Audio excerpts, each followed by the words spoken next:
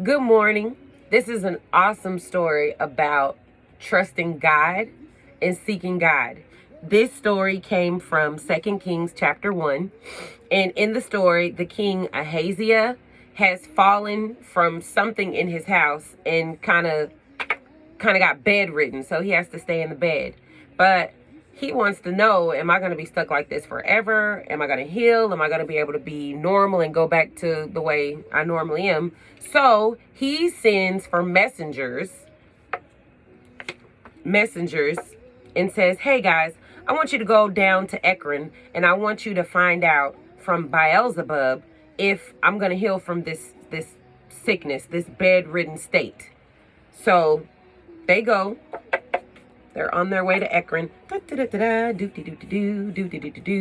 And boom, they get stopped by Elijah. And Elijah asked them, is there not a God in Israel? And they say, what do you mean? And he says, aren't you going somewhere to find out if the king is going to be healed? And they say, yeah, he's sending us down to Ekron to see if he's going to have to stay bedridden. And he says, well, you tell the king, because he's trying to get information from Beelzebub and not seeking God, that he is not going to get out of that bed. They say, ooh, okay. So they go to the king. King, hey, why are you guys back so soon? I sent you all the way to Ekron. Well, we got stopped by a prophet, and he told us that you're not going to get out of that bed. What? What did he look like? He was kind of hairy and he had a leather belt around his waist. It was Elijah from Tishbe. Go get me captains and army soldiers. Yes, sir. So they went to get a captain and his 50 men.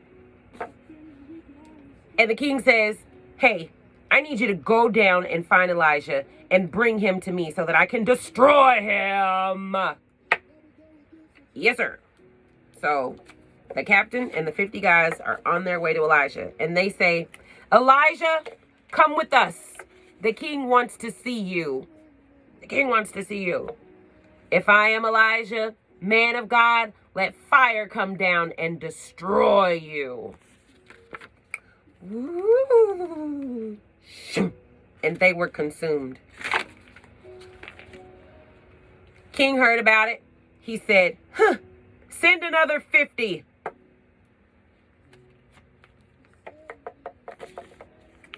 So another captain and another 50 men go to Elijah. And he says, Elijah, come with us. You must go see the king. Elijah says again, if I am Elijah, a man of God, let fire come down from heaven and consume you.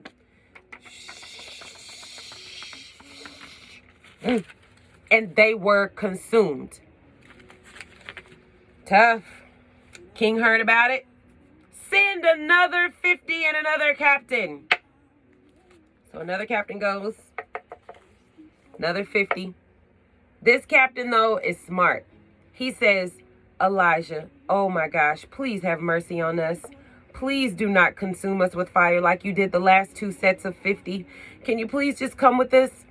And while he is talking to Elijah, an angel of the Lord comes to Elijah and tells him, it's okay. Just go ahead and go with him. Don't be afraid. We got you. So the captain and the men take Elijah to the king. Here you are, good sir. Thank you, Elijah. Appreciate it.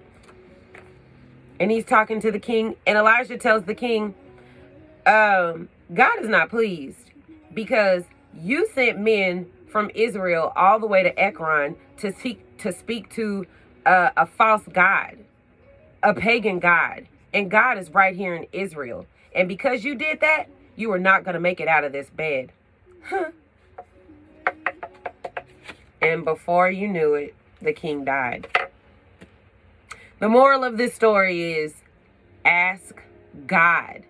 Stop seeking your advice, your counsel, your next move, your next direction, whatever you're trying to do and accomplish. Stop asking man. Stop seeking men, false gods, false hopes. Seek God.